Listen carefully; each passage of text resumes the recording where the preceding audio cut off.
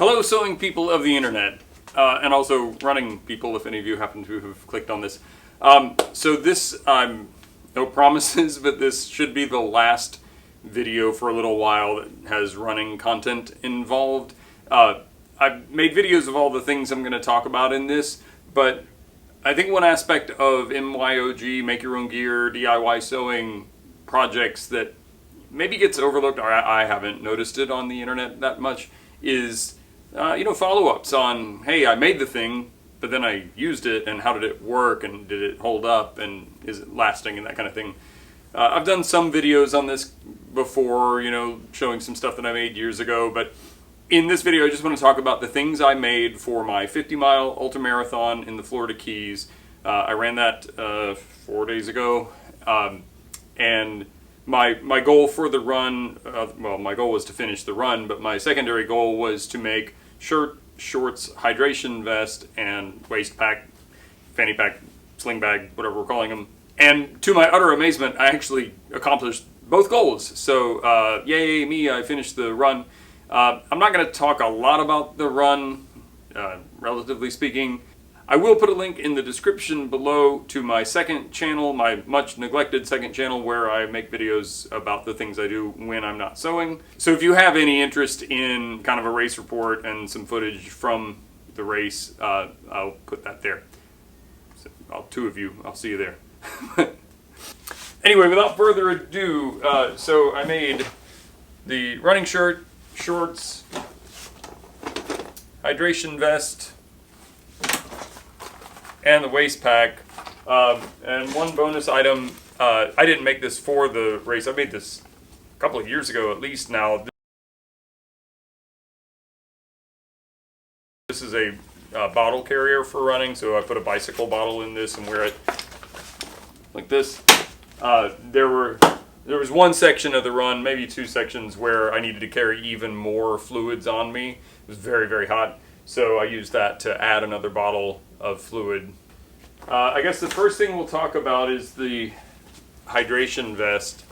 So again, the race I did was called the Keys 100. It's a 100-mile race with a 50-mile, 100-mile individual, 50-mile individual, 100-mile relay, 50-mile relay, and a 50K individual race.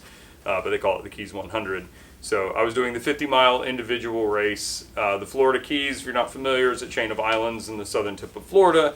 It's really hot there in this time of year, and I know parts of Florida were experiencing record high temperatures. I don't know if the Keys were actually experiencing record temperatures, but it was quite hot. I heard somewhere that the feels like temperature was 110. It's also quite humid there, so it was a pretty hot day. So this is the hydration vest I wore for the entirety of the race. I carried 2 soft flasks in it.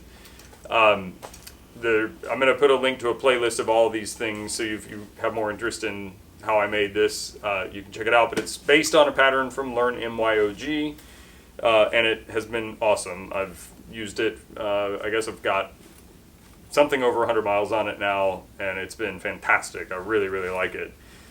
This was the first time that I actually used the backpack part to hold anything. There is a bladder sleeve in here, and I mentioned in the video where I made this, I have no intention of ever carrying a bladder to drink from in it, but what I did carry was a big Ziploc bag crammed full of ice, and I just kept changing it out every few miles or whatever. It actually stayed frozen longer than I was expecting. I was able to get, a couple of hours out of a bag of ice, I think. But that was a really, really helpful cooling strategy. So that worked out really great. And then in the side zipper pockets, I just carried gels and stuff like I normally do. Nothing really to report about this except that it was awesome. It was comfortable, it worked well, had no issues with it, still have no issues with it. I just washed it in the washing machine. Still looks amazing. It's been washed a few times now. So very, very happy with this. I guess we'll stay on the Learn MYOG stuff. So this is the shorts I made from the Learn MYOG DS pattern, or Do It All shorts. The change I made, well, I made a couple changes. I did not put a back pocket on them, but most importantly, I added a liner. Now, I wore these on a 32-mile run a couple of weeks before the 50-miler, and I noticed I got some chafing, and I was actually not going to wear these for the 50 miler. I made a change to the liner. I adjusted the fit a little bit, and I changed the finish on the leg openings. I had done a rolled hem with my serger. I changed it to just the regular serger stitch to give it more stretch.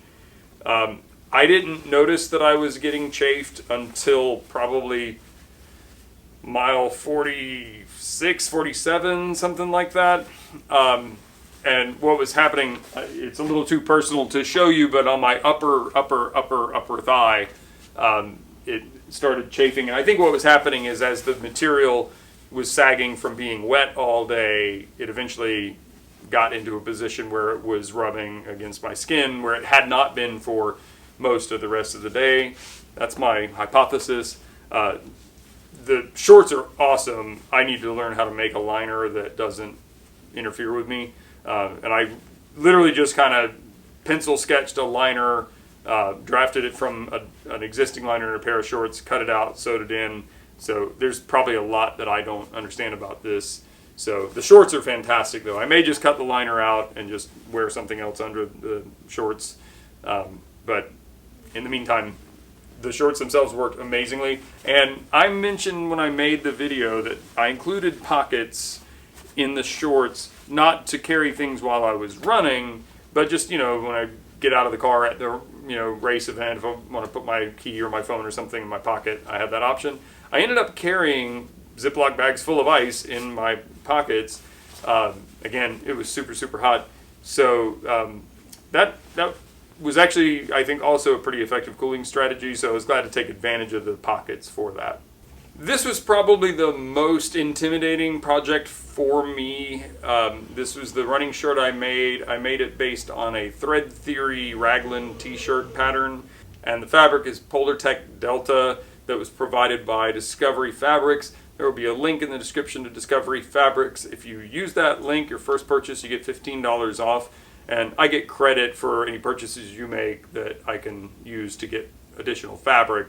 And then I can make projects with that fabric and make videos for you. So kind of a cool circle there. So if you're thinking about buying any kind of technical apparel fabrics or any of the other fabrics they offer, you might consider using that link.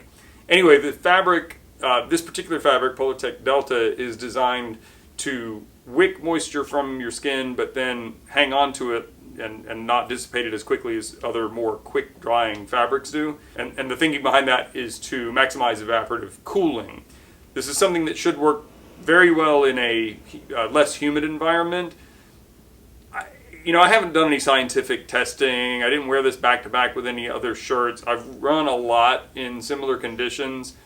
I never felt like I needed to change out of this shirt. It definitely wasn't worse than any other running shirts that I've worn. I kind of feel like my hunch is that maybe it was more effective at cooling.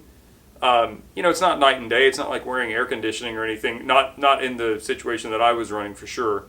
But if you are interested in making technical apparel, and if you run in or hike or do any kind of outdoor activities in hot conditions, it seemed like it was working well to me. So I would definitely suggest trying it out. I don't have it with me, but I also made like a neck buff thing out of the same material, just a scrap piece, and had that on the entire day. And I never noticed it, which I think is fairly high praise. This particular version of this fabric, I don't remember the number, I'll try to put it in text below here. This has a UPF protective factor built into it. Yeah, that's what UPF means. It has sun protection built into the fabric, which was also very important for me because I was just baking in the sun the entire day. There's almost no shade on the entire run, so that was part of my decision making for buying this particular fabric. And I had no sunburn or any other issues, so I would say it worked very well. Still together, I'll be wearing this shirt for a while, I think. And then lastly, what has to be my favorite piece of gear that I made for this race, and it's something I'm looking forward to continuing to use in the future, and that's the waist pack I made. So when I run long distance runs where I'm wearing a hydration vest, usually is when I use something like this. I like wearing this to carry my phone. I don't carry my phone in my vest because it's not water resistant and my phone is not waterproof. It's an older iPhone. Sometimes I like to carry a GoPro, and even if I don't have the GoPro, I usually have a few other things, extra gels, whatever, that I like to have in a bag with me. And this is a really convenient form factor. You know, fanny packs or whatever we're calling them, they're definitely a stylistic choice, and I don't necessarily enjoy the look of them when I'm wearing street clothes, you know, doing stuff in town or whatever. But man, it is super convenient to have stuff that you need right here, especially on a run. I really firm believer in these things. So this one has two pockets, one that is sized specifically for my phone, and it has water resistant fabric and some cushioning. I went over the details of this bag in a video that I made about it. You can check the playlist below if you're interested in that. And then there's a separate front pocket where I've got a gel, a pocket knife, and right now I've just got the cord locks that I use to attach my race bib. So I put loops of shock cord on the corners to attach my race bib, and that worked amazingly well. That just was perfect because I'm carrying this anyway. I don't have to have anything extra to hold the bib. I don't have to pin the bib to my shirt or to my vest. You know, you're supposed to wear it in the front when you're in the race. This is perfect. Like, one of the better ideas I've ever had, and the fact that I executed it like kind of last minute, kind of in a hurry, I'm very proud of how this turned out. So, yeah, it's a good one. Anyway, I just wanted to give you that update. Hopefully some of you are interested in, you know, what happens when you actually use the things that you make. I'm super happy with how this stuff worked out. In case you don't want to watch the video about the race, but if you have any curiosity, things went pretty badly for me. 2 years ago I tried this race and I quit at mile 33 because I got leg cramps at mile 16 and had to walk until mile 33 and I gave up. This time I got leg cramps at mile 12, so 4 miles sooner than 2 years ago. And that's after I spent a lot of money training for this, really went all out trying to have a good outcome for this race. And I still did have a good outcome because I did finish it. Started walking at mile 12 with leg cramps. The leg cramps kind of got mitigated at some point. I ran for a few more miles here and there towards the end, but essentially I walked most of the rest of the race. It took me 16 hours and 40 minutes and 45 seconds. And, you know, just saying that number doesn't sound impressive, but if you work an 8-hour shift, if you've ever had to work a double, well, that's what I did, except it was running and walking in the hot sun of the Florida Keys. So yeah, it was a pretty rough day. By the last 2 miles, I was really done. Like, I really did not want to be out there anymore. I have 2 miles to go, and I am beat. I'm hurting. This is horrible. I'm glad I'm finishing. I don't think I would ever do this again, but I'm very happy that I finished it. It was a super great race. It's a great event, I should say. Like, it's a really well organized event. So very glad I did it. I can't rule out that I might run 50 miles again. I'm pretty sure I don't ever want to try a 100-miler, and I'm pretty sure I won't run that particular race again. For the record, I don't think I'm ever going to do this again. You know, never say never, I guess. But I finished. I'm super happy about that, and I'm extremely proud to have done it using or being supported by gear that I made. And on the subject of support, just because I feel like I have to give her credit for the 3 of you who are still watching, some of you have seen my wife Jenny in some videos. She was my support crew for the race. This race is self-supported, so you have to provide your own crew. And I say she had the hard job because all I had to do was keep running. She had to meet me at specified points and have the things that I needed ready to go, think about things I might need that I didn't know I need. We both were up way later than we normally are. It was a grueling day for both of us, and maybe more her than me, and I literally could not have done it without her. So Jenny, thank you. I don't know why I'm saying this. She's never going to watch this, but anyway, I know most of you are not runners and are not interested in running. What I hope you're getting out of this is that if you have a hobby of metal detecting or fishing or skydiving or powered paragliding or whatever, if you do some activity, there might be a need that you can fill by sewing something for that hobby to fill that need.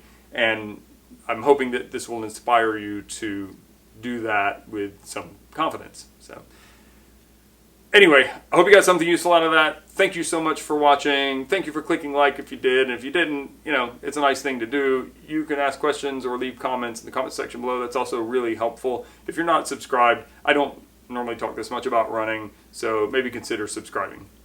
Thank you, and I will see you soon. Jason! Awesome job! Awesome job!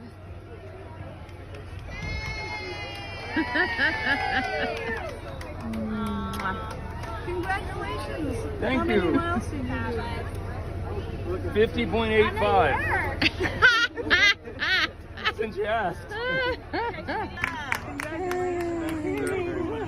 Great job, honey. Great job. 100.